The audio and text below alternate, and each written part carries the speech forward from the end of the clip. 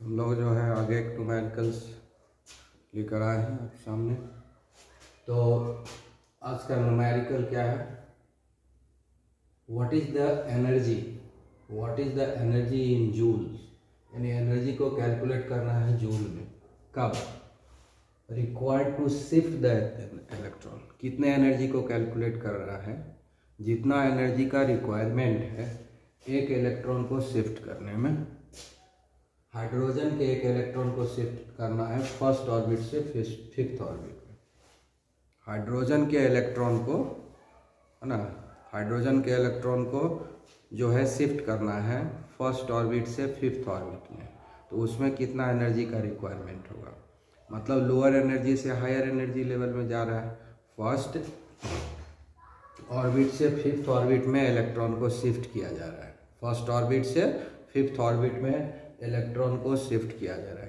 कौन सा एटम है? हाइड्रोजन एटम में। ठीक है, हाइड्रोजन एटम में फर्स्ट ऑर्बिट से फर्स्ट ऑर्बिट से फिफ्थ ऑर्बिट में इलेक्ट्रॉन को शिफ्ट किया जा रहा है। तो फर्स्ट ऑर्बिट से फिफ्थ ऑर्बिट में शिफ्ट करने में कितना एनर्जी कंज्यूम होगा, क्योंकि लोअर एनर्जी से हायर एनर्जी लेवल में जा रहा है, फर्स्ट से फिफ्थ में जा रहा है, तो एनर्जी का एब्जॉर्प्शन होगा। ठीक है, तो कैसे निकलेगा कि कितना एनर्जी लगेगा? तो उसके लिए हमको करना होगा कि फर्स्ट ऑर्बिट का भी एनर्जी निकालना होगा और फिफ्थ ऑर्बिट का भी एनर्जी निकालना होगा। तो फर्स्ट और फिफ्थ ऑर्बिट का जो एनर्जी का डिफरेंस होगा, जितना एनर्जी का डिफरेंस होगा उतना ही एनर्जी का एब्जॉर्प्शन होगा यहाँ पर। तो इसके लिए, इसको सॉल्व करने के लिए हमको तो पहले फर्स्ट एनर्जी लेवल का एनर्जी निकालना होगा फर्स्ट ऑर्बिट का, फिर फिफ्थ ऑर्बिट का भी एनर्जी निकालना पड़ेगा। तो उसके लिए फॉर्मूला दिया हुआ है। ठीक है, तो हमको किस में कैलकुलेट करना है? जूल में कैलकुलेट करना है। ठीक है, तो what is the energy in joule. ठीक है, और एनर्जी जो है जूल के हर जगह तो जूल में हम लोग कैलकुलेट कर ही रहे हैं, तो हम लोग यहाँ पर एनर्जी को जो है हम लोग कैलकुलेट करेंगे। ठीक है, तो फिर इसको कैलकुलेट, जैसे यहाँ पर जूल में दिया हुआ तो जूल वाला फॉर्मूला यूज करेंगे, अर्ग में दिया हुआ रहेगा तो अर्ग वाला फॉर्मूला यूज करेंगे। ठीक है, अभी जो इस क्वेश्चन में है वो एक हिस्सा दिया हुआ है, अर्ग में दिया हुआ है ना, energy of the ground state energy, electron energy दिया हुआ है, वो अर्ग में दिया हुआ है। पहले हम लोग अर्ग में ही कैलकुलेट कर लेंगे। ठीक है, तो कह रहा है एनर्जी इन जूल में कैलकुलेट करना है, तो डायरेक्टली हम जूल वाला भी जो है फॉर्मूला यूज कर सकते हैं, लेकिन एक फार्मूला अर्ग में भी दिया हुआ है। तो आज हम यहाँ पर अर्ग वाले फार्मूला से कैलकुलेशन करेंगे, ताकि आप लोग को भी रिमाइंडर हो जाए कि अर्ग वाला फार्मूला है। ठीक है, बाद में इस अर्ग को हम लोग जूल में कन्वर्ट कर देंगे, या तो डायरेक्टली जूल वाला फार्मूला यूज़ करके हम लोग कैलकुलेट कर सकते हैं। दूसरा उपाय है कि हम लोग अर्ग वाला फार्मूला को ही यूज करें और बाद में जो है अर्ग को जूल में कन्वर्ट कर देंगे। ठीक है, तो हम लोग आज जो है अर्ग वाले फार्मूला से ही हम बनाएंगे। तो अर्ग वाले फार्मूला में जो है एनर्जी ऑफ nth ऑर्बिट का क्या फार्मूला है वो याद रखना है। तो उसका फार्मूला है -2.18 इंटू 10 to the power -11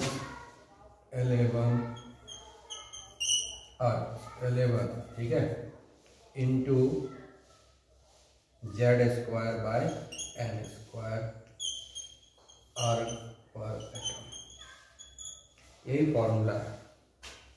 ठीक है, आज जो फॉर्मूला हम लोग लिख रहे हैं वो अर्ग में लिख रहे हैं, ये भी याद रखना है। कभी कभी क्वेश्चन में अर्ग में भी कैलकुलेट करने दे देगा तो डायरेक्टली इस फॉर्मूला का यूज़ कर सकते हैं। ऐसे यहाँ जूल में कैलकुलेट करने कहा गया है, लेकिन हम लोग अर्ग में यूज़ करके बाद में जूल में कन्वर्ट कर देंगे। ठीक है, तो इस आधार पे हम लोग अब जो है फर्स्ट ऑर्बिट का हम निकालते हैं 2.18 into 10 to the power -11 first orbit का एनर्जी निकाल रहे हैं। ठीक है, क्योंकि ट्रांजैक्शन फर्स्ट ऑर्बिट से फिफ्थ ऑर्बिट में हो रहा है। तो 2.18। जेड का वैल्यू कितना होगा, 1 होगा, क्योंकि एटम कौन सा है, हाइड्रोजन एटम है ना, तो एटॉमिक नंबर 1 होता है, तो 1 स्क्वायर। कौन से ऑर्बिट के लिए निकाल रहे हैं, फर्स्ट ऑर्बिट के लिए, यहाँ एन का वैल्यू भी 1 ही होगा। तो फाइनली जो है हमारा आंसर क्या है, 2.18 इंटू 10⁻⁻11 अर्थ पर एटम, यही है।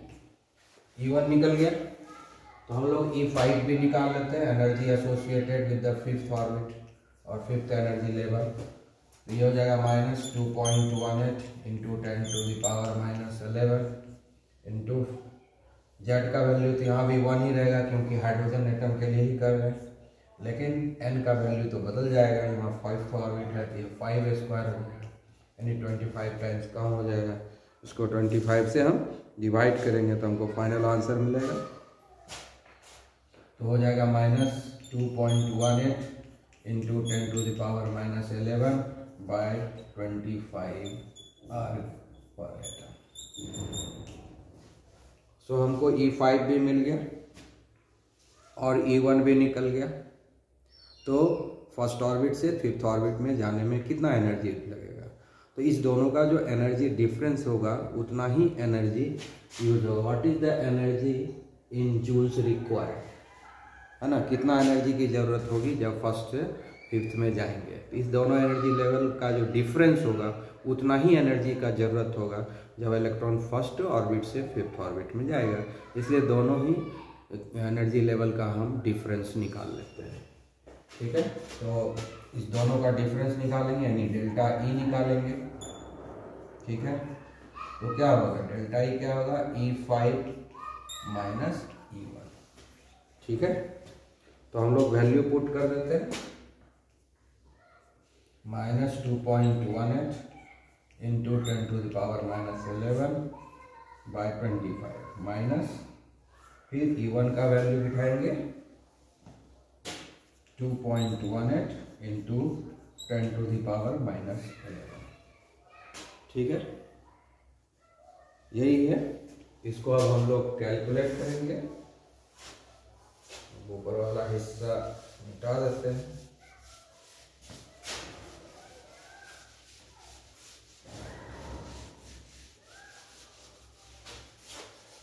ठीक है। तो हम लोग जो है कैलकुलेट करेंगे, डेल्टा ई इक्वल टू, इसमें से क्या होता है कि ये कॉमन है, -2.18 इंटू 10⁻⁻11 कॉमन हो गया, तो इधर बच गया 1/25, ठीक है, और इधर बच गया 1। तो अब आगे क्या होगा, -2.18 इंटू 10⁻⁻11, और फ्रैक्शनल सब्ट्रैक्शन करेंगे, ये हो जाएगा 1 - 25, ठीक है।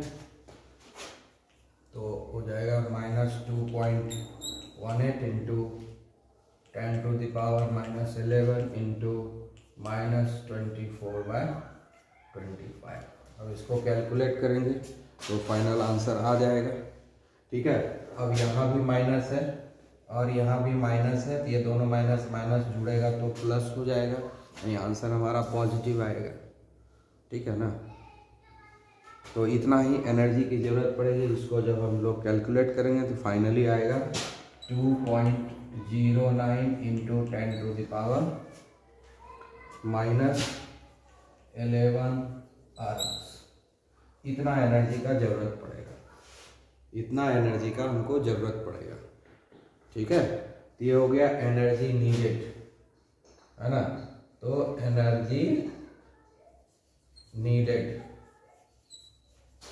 कितना हो गया, 2.09 इंटू 10⁻⁻11 अर्थ। अगर ये जूल में चाहिए तो हम इसको जूल में भी कन्वर्ट कर देंगे, 10⁻⁻7 से मल्टीप्लाई कर देंगे। अगर जूल में चाहिए तो इसको लिखेंगे 2.09 into 10⁻⁻11 into 10⁻⁻7 joule.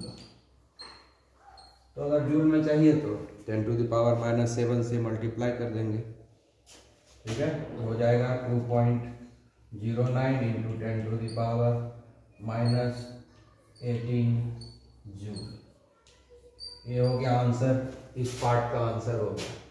What is the energy required in joule, ये पार्ट हमारा निकल गया यहाँ। ठीक है, अब सेकंड पार्ट कहता है कि what is the wavelength.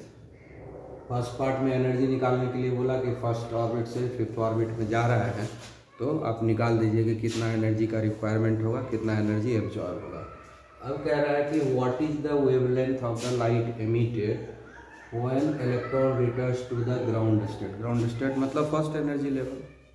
Ground state का मतलब क्या होगा, फर्स्ट एनर्जी लेवल, यानी फिफ्थ ऑर्बिट में गया था, फर्स्ट ऑर्बिट से फिफ्थ ऑर्बिट में गया था वो। ठीक है, फर्स्ट ऑर्बिट को ही हम लोग ग्राउंड स्टेट बोलते हैं ना। ठीक है, तो ग्राउंड लेवल मतलब फर्स्ट ऑर्बिट। तो फर्स्ट ऑर्बिट से फिफ्थ ऑर्बिट गया था, तो इतना एनर्जी जो है वो कंज्यूम किया, इतना एनर्जी एब्जॉर्ब किया।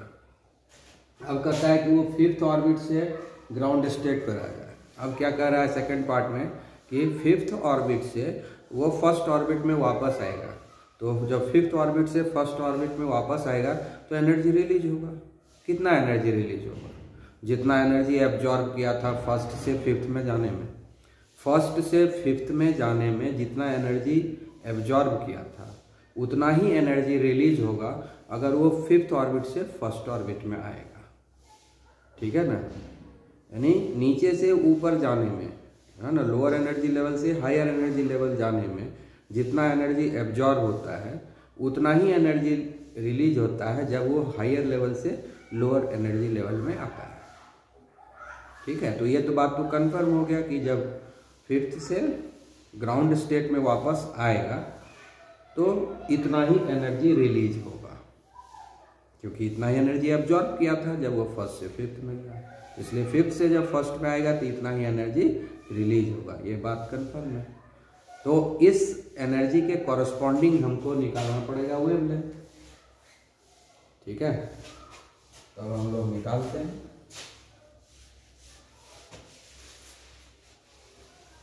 तो सेकेंड पार्ट का निकालेंगे अब हम लोग, यानी डेल्टा ई जो एनर्जी डिफरेंस है वही एनर्जी जो है एब्जॉर्ब हुआ था और वही एनर्जी रिलीज भी होगा। ठीक है, इसलिए हम लोग लिखेंगे delta E equal to H nu, और एच न्यू के बदले फिर सी बाय लेमडा लिखते हैं, क्योंकि हमको वेवलेंथ निकालना है ना, फ्रीक्वेंसी नहीं निकालना, हमको निकालना है वेवलेंथ। तो delta equal to H C by lambda होगा। ठीक है, तो हो गया डेल्टा ई का वैल्यू कितना है, तो हमको निकालना क्या है, लेमडा। तो लेमडा यहाँ जाएगा और डेल्टा ई इधर आ जाएगा, तो lambda equal to H C by delta E, ये हो गया फॉर्मूला। एच क्या है, प्लांक्स कांस्टेंट है। ठीक है, तो हम लोग यहाँ जूल में दे देंगे। Planck's constant 6.63 into 10⁻⁻34 joule second, ये प्लांक्स कांस्टेंट हुआ। उसके बाद 3 इंटू 10⁸ मीटर पर सेकेंड हो गया सी का वैल्यू, स्पीड ऑफ लाइट। ठीक है, और अभी तुरंत डेल्टा ई का वैल्यू निकालें, यानी जितना एनर्जी रिलीज होगा ये हमको पता है, क्योंकि अब फिफ्थ से ग्राउंड स्टेट में आ रहा है तो एनर्जी रिलीज होगा। कितना एनर्जी रिलीज होगा, जितना एनर्जी एब्जॉर्ब हुआ था उतना ही एनर्जी रिलीज होगा, इसलिए उसी एनर्जी को हम यूज करेंगे। तो 0.09 इंटू 10⁻⁻18 जूल। ठीक है, तो जूल जूल कैंसिल हो जाएगा, ये सेकंड कैंसिल हो जाएगा, तो बचेगा क्या, मीटर, है ना। वेवलेंथ का यूनिट क्या होता है, मीटर होता है। इस सारे को जब हम लोग कैलकुलेट करेंगे, है ना, तो लेमडा इक्वल टू कैलकुलेशन करने के बाद आएगा 9.52 इंटू 10⁻⁻8 मीटर।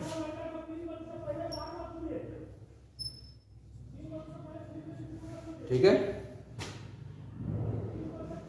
अब अगर एंगस्ट्रम में कन्वर्ट करना है तो 10⁻10 से मल्टीप्लाई कर देंगे। 9.52 इंटू 10⁻⁻8 इंटू 10⁻10। ठीक है, 10⁻10 से मीटर को मल्टीप्लाई कर देते हैं तो वो एंगस्ट्रम में कन्वर्ट हो जाएगा। एंगस्ट्रम में कन्वर्ट हो जाएगा तो फाइनली जो लैम्डा का आंसर आएगा -8 है, तो 2 ही बचेगा। 10⁻−8 है, 10⁻10 है, तो 10⁻2 बचेगा। नहीं 100 से मल्टीप्लाई होगा इसमें, तो फाइनली आ जाएगा 952 एंगस्ट्रम। 952 एंगस्ट्रम। ठीक, अगर हम मीटर में भी रखना चाहेंगे कहीं रख सकते हैं, सेंटीमीटर में रखना चाहेंगे तो 100 से मल्टीप्लाई कर देंगे, तो जैसा इच्छा है उसके हिसाब से आंसर ले सकते हैं। ठीक है, तो फाइनल आंसर जो है यानी इस वेवलेंथ का एनर्जी रिलीज होगा, यानी एनर्जी जो एब्जॉर्ब हुआ उसका वेवलेंथ यही था, एनर्जी जो रिलीज हुआ उसका भी वेवलेंथ यही था, है ना। एनर्जी जो एब्जॉर्ब हुआ जब फर्स्ट से फिफ्थ में गया तो एनर्जी एब्जॉर्ब हुआ तो यही वेवलेंथ था। उसके बाद जब फिफ्थ से ग्राउंड स्टेट में आया यानी फर्स्ट एनर्जी लेवल में आया तो जो एनर्जी रिलीज हुआ, है ना, आप बोल रहे हैं एनर्जी रिलीज हुआ, लाइट जो रिलीज हुआ एनर्जी रिलीज हुआ, उसका वेवलेंथ जो है 952 एंगस्ट्रम है। ठीक है, ओके।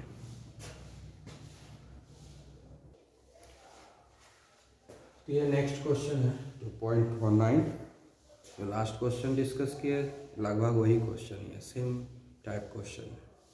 ठीक है, समझने की जरूरत है। इसमें क्या कर रहा है कि electron energy in hydrogen atom is given by this, मतलब एनर्जी का फॉर्मूला जो होता है वो दिया हुआ है। जो फॉर्मूला हम लोग लिखते हैं वही फॉर्मूला है, थोड़ा सा मॉडिफाइड है और कुछ नहीं है, तो वही फार्मूला है और कोई नई बात नहीं, वो फार्मूला दे दिया है।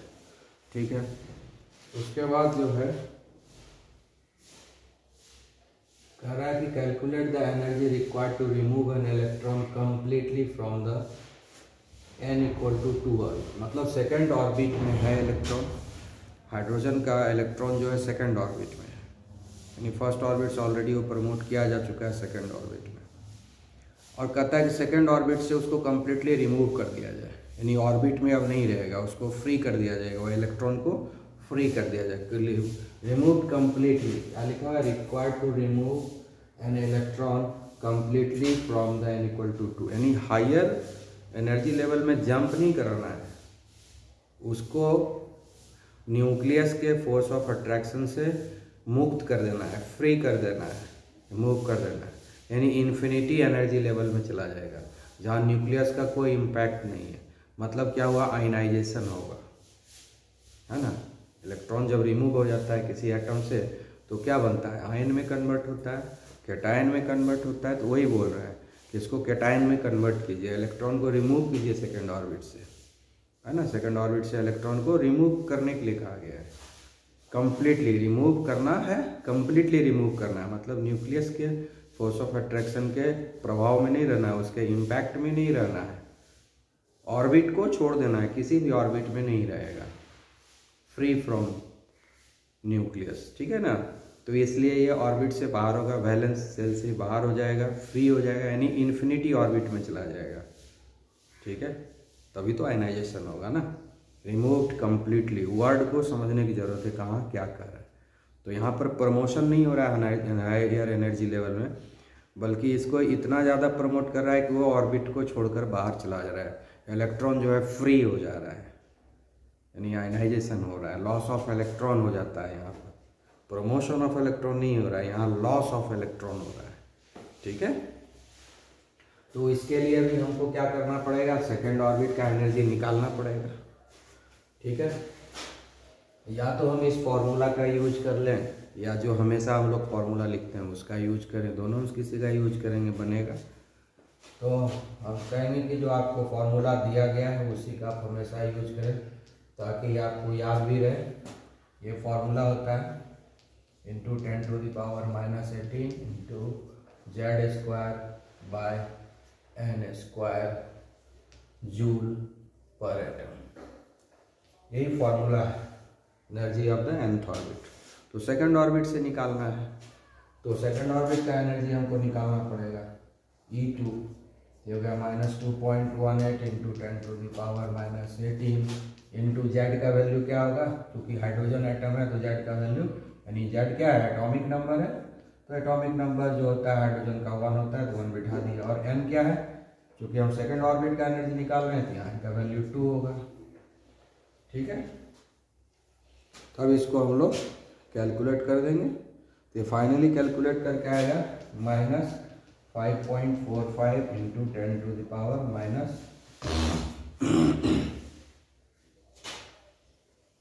-19 जूल।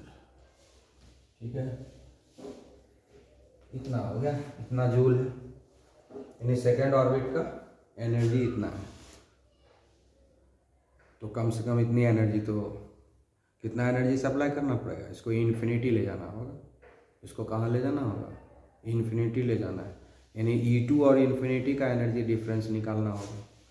क्योंकि रिमूव कम्प्लीटली बोल रहा है तो हम लोग क्या करेंगे, ई इन्फिनिटी निकालेंगे, यानी इन्फिनिटी, यानी यहाँ का वैल्यू दे देंगे हम इन्फिनिटी। तो इन्फिनिटी से किसी भी चीज़ को डिवाइड करेंगे तो वो 0 होता है।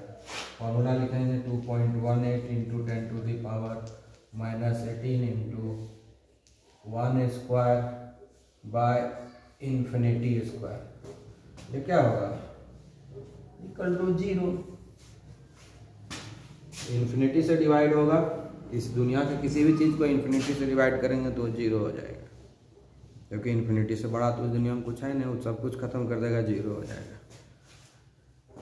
ठीक है ना, तो ये ज़रूरत नहीं है इस तरह का कैलकुलेशन करने का। जब भी आप न्यूमेरिकल बनाएंगे डायरेक्टली जो है ई इन्फिनिटी का वैल्यू 0 लिख देना है, आँख मूंद करके। नो, कोई ज़रूरी नहीं इस तरह से कैलकुलेट करके दिखाने के लिए, डायरेक्टली ई इन्फिनिटी का वैल्यू 0 लिख देना है। याद रखना है कि इन्फिनिटी ऑर्बिट जो होता है ना, इन्फिनिटी ऑर्बिट का एनर्जी जो होता है वो 0 होता है। इन्फिनिटी एनर्जी लेवल का एनर्जी क्या होता है, 0 होता है, याद रखना है। ठीक है, तो अब हम लोग क्योंकि इलेक्ट्रॉन को सेकंड ऑर्बिट से इन्फिनिटी ऑर्बिट में जाना है, सेकंड ऑर्बिट से इन्फिनिटी ऑर्बिट में जाना है, इस दोनों का ही एनर्जी डिफरेंस हमको निकालना होगा। तो हम लोग निकालते हैं डेल्टा ई। तो डेल्टा ई क्या होगा, E infinity minus E2, E infinity 0 हो गया, माइनस इस वैल्यू को बिठाएंगे 5.45 इंटू 10 टू द पावर -19। तो अल्टीमेटली हमको मिल गया 5.45 into 10 to the power -19 joule. यानी इतना एनर्जी का ज़रूरत होगा, इतना एनर्जी कंज्यूम करेगा, इतना एनर्जी एब्जॉर्ब होगा जब इलेक्ट्रॉन को सेकंड ऑर्बिट से कम्प्लीटली रिमूव करना हो। जब हाइड्रोजन के सेकंड ऑर्बिट से इलेक्ट्रॉन को रिमूव करना हो, कम्प्लीटली रिमूव करना हो, यानी इन्फिनिटी ऑर्बिट में लेके चले जाना हो, तो कितना एनर्जी सप्लाई करेंगे, 5.45 into 10 to the power -19 joule energy हमको प्रोवाइड करना पड़ेगा। ठीक है, तो फर्स्ट पार्ट का आंसर हो गया, calculate the energy required to remove an electron completely from the n two orbit.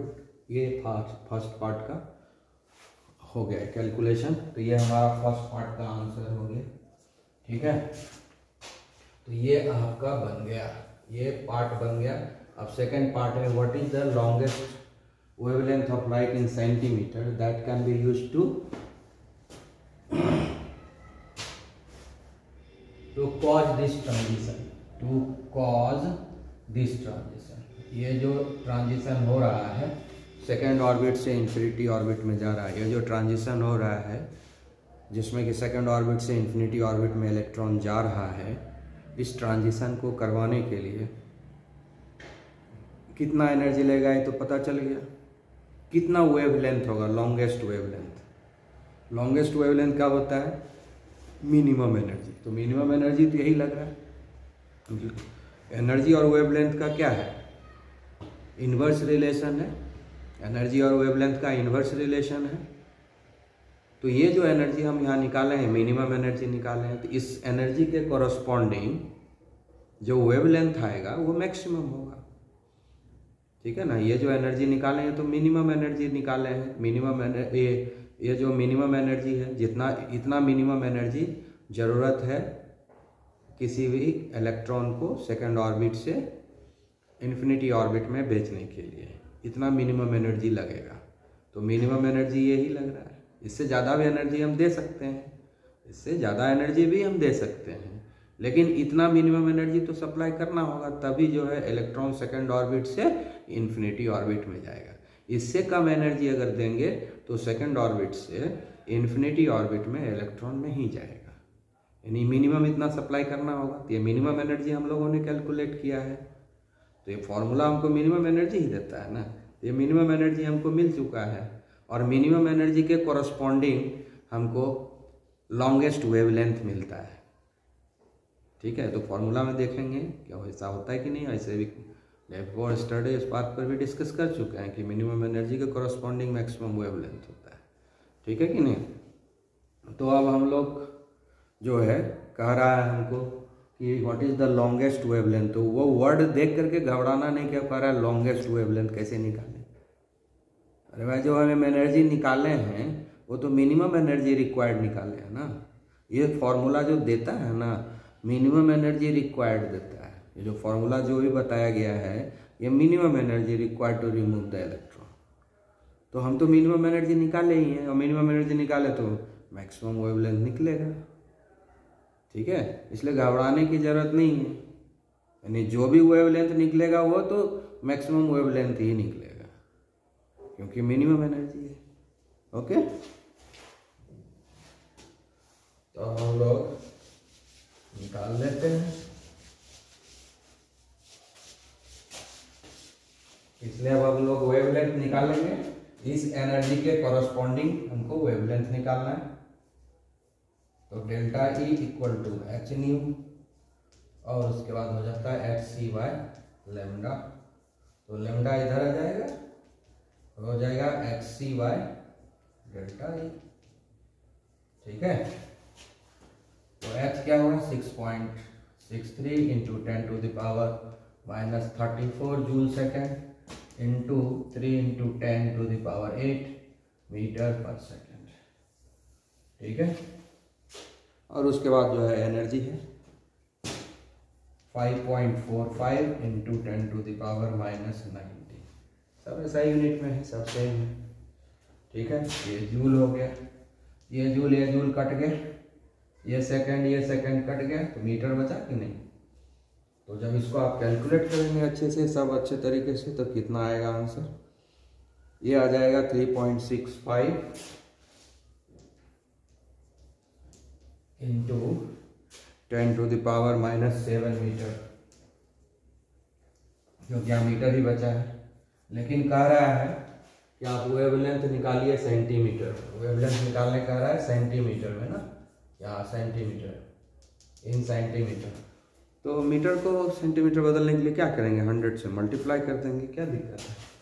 ठीक है, 3.65 into 10 to the power minus 7 into 10 square centimeter. तो हमारा जो है कैलकुलेशन हो जाएगा। ठीक है, तो यहाँ पर मीटर आ गया है। अच्छा, ये मीटर है, मीटर आया हुआ, सेंटीमीटर करेंगे तो ये -7 है, तो ये आ जाएगा 3.65 into 10 to the power -5 centimeter. ठीक है, और बढ़िया से इसको प्रैक्टिस करेंगे। और कैलकुलेशन जो है, हो सकता है कहीं कैलकुलेशन में मिस्टेक भी हो सकता है, तो कैलकुलेशन को आपको खुद से चेक करना है। ठीक है, हमारे लिए इम्पॉर्टेंट है कि हम आपको अच्छे से प्रोसेस बता दें, ताकि समझ में आ जाए कैसे बनाना है। कैलकुलेशन को खुद से चेक करना है कि कहीं गलत तो नहीं है, उसको चेक करके रेक्टिफाई कर लेना है। ठीक है, इसलिए कैलकुलेशन जहाँ भी जो भी बता रहे हैं वो सब अपना चेक कर लेना है। तो अभी एक और क्वेश्चन लिया है, इसमें है क्या कह रहा है कि calculate the wavelength of an electron moving with a velocity of 2.05 into 10 to power 7 meter per second.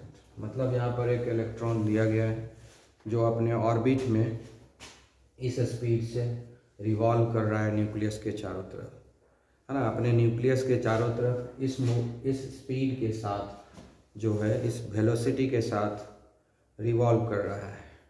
ठीक है, अपने ऑर्बिट में इस वेलोसिटी के साथ रिवॉल्व कर रहा है। तो कहता है कि आप इसका वेवलेंथ निकालिए। ये रिलेशनशिप कौन देता है, वेवलेंथ क्या हो गया, वेव कैरेक्टर। और ये जो वेलोसिटी है,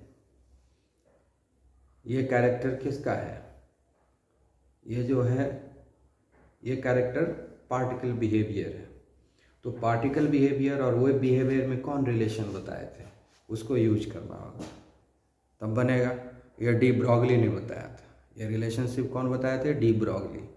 क्योंकि डी ब्रॉगली जो रिलेशनशिप दिया है ऑर्बिट के अंदर, जिसमें वेव कैरेक्टर और पार्टिकल कैरेक्टर दोनों के बीच में रिलेशन उन्होंने बताया, उसी को हम लोग बोलते हैं डी ब्रॉगली रिलेशन।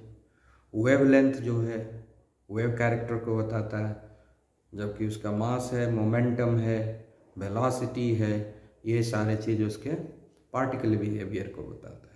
तो इस दोनों के बीच में जो रिलेशन है उसको डी ब्रॉगली रिलेशन बोलते हैं, और उसी रिलेशनशिप से ये निकलेगा। क्योंकि इसमें एनर्जी लेवल का कोई बात नहीं है, इसलिए एनर्जी का हमको यहाँ पर डिस्कशन कर नहीं सकते हैं, क्योंकि एनर्जी लेवल मेंशन किया हुआ नहीं है, इसलिए एनर्जी से तो होगा नहीं, है ना। ऑर्बिट नंबर दिया हुआ नहीं है, किस ऑर्बिट में, first orbit, second orbit, third orbit, किसी में भी नहीं है, तो हम एनर्जी तो कैलकुलेट कर नहीं सकते हैं।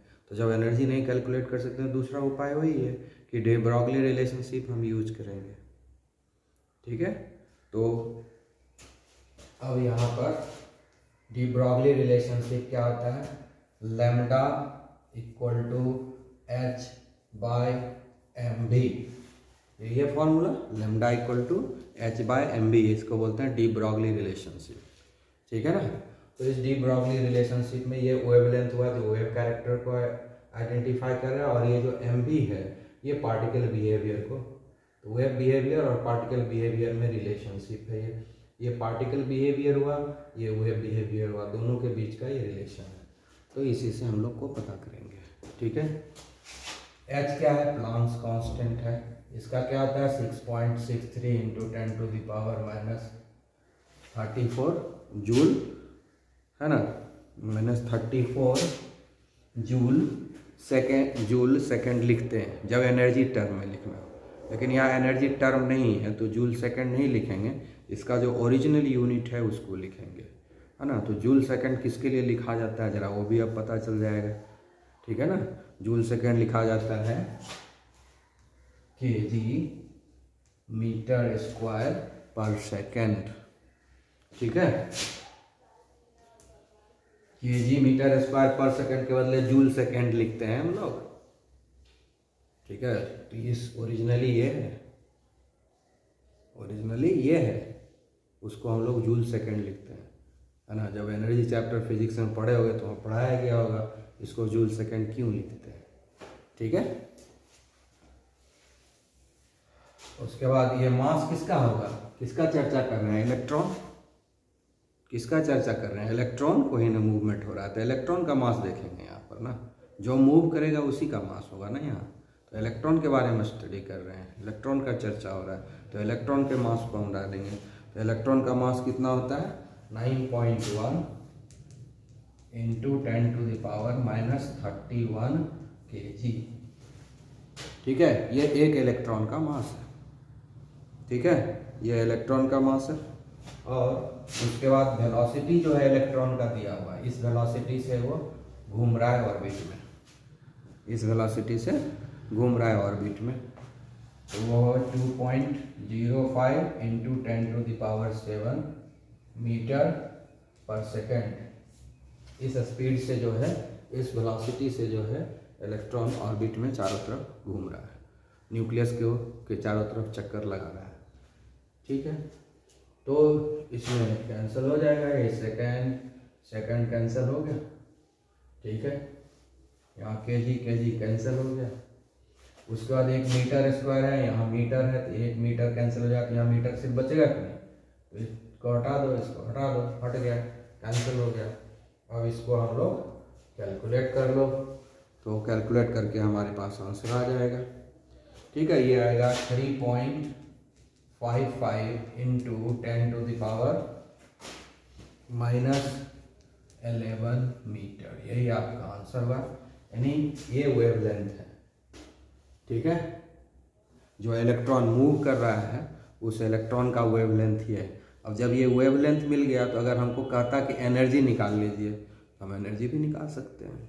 अगर कहेगा कि इस तरह से दे देगा, वेलोसिटी दिया हुआ है और कहेगा इसके कॉरस्पॉन्डिंग इलेक्ट्रॉन का एनर्जी निकालिए, यानी इलेक्ट्रॉन का एनर्जी कितना होता है जिस एनर्जी लेवल में रहता है, वैसा पूछा नहीं है यहाँ पर, लेकिन हम एक सजेशन दे रहे हैं कि अगर कभी कह दे कि आप एनर्जी भी निकाल के दिखाइए, ठीक है ना, तो एनर्जी निकालने के लिए कहेगा क्या लिखेंगे हम लोग, energy equal to H nu, ठीक है, और एच न्यू के बदले क्या लिखेंगे, सी बाय लेमडा, लेमडा निकल गया, सी का वैल्यू मालूम है, एच का वैल्यू मालूम है, तो एनर्जी निकलेगा कि नहीं। अगर कभी कहे कि इस इलेक्ट्रॉन का एनर्जी भी कैलकुलेट करके बता दीजिए, तो इस तरीके से हम वेवलेंथ निकाल लेंगे, और वेवलेंथ निकालने के बाद equal to H nu formula use करेंगे और न्यू के बदले सी बाय लेमडा लिखेंगे। अब लेमडा हमारे पास है वो लिख देंगे, सी का वैल्यू मालूम ही है, एच का वैल्यू मालूम है, तो एनर्जी पता चलेगा कि नहीं। तो एडिशनल एक बता दिए कि अगर कभी इस क्वेश्चन में ये भी ऐड कर दे कि एनर्जी भी कैलकुलेट कीजिए इस इलेक्ट्रॉन का, है ना, इस इलेक्ट्रॉन का एनर्जी कैलकुलेट करिए जिससे जो इस स्पीड से चल रहा है, जो इस स्पीड से, इस वेलोसिटी से चारों तरफ घूम रहा है न्यूक्लियस का, इस इलेक्ट्रॉन का एनर्जी भी आप कैलकुलेट कीजिए। तो इस फार्मूला से कैलकुलेट कर देंगे, पहले वेवलेंथ निकाल लेंगे, उसके बाद इस फार्मूला को यूज करते हुए एनर्जी हम कैलकुलेट कर लेंगे, ठीक है। Okay okay, have a nice day.